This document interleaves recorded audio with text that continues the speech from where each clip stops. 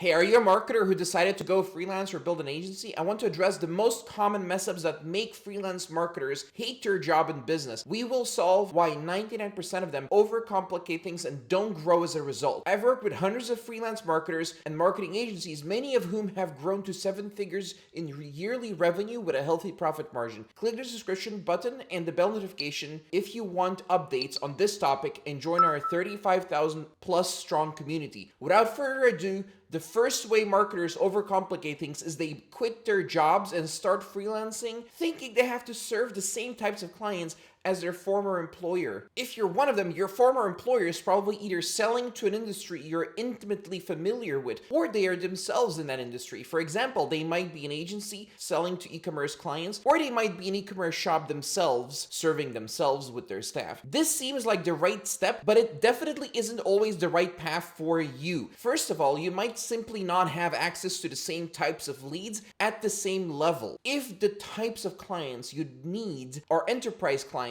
for example, it's notoriously laborious to get the right people on a call from corporations and actually get them to pay quickly without a huge hassle. If you do have the patience and skills required to close them, you might not even have the team and capacity to deliver all by yourself without the infrastructure you used to have access to at your old job. The solution is extremely counterintuitive to marketers, and some of you might even get upset in the comments about this, but bear with me and I'll explain it to you so you might change your mind. The solution is to go broad with easy to get and easy to close leads early on. And you can switch this later, so relax. The result is that you can still offer a similar service but to other industries, so you don't have to choose an industry from day one. The priority is that you close sales as soon as possible and do business or freelancing full time as a result, so your full attention is spent on your new venture. The second reason to go broad with easy leads is that you'll be able to use your early business career as a way to discover who you actually want to work with and who you want to avoid, which is very important. There's a catch, however. Going broad works well with inbound, relatively easy ways of getting clients. My favorite is to use freelancing platforms like Upwork.com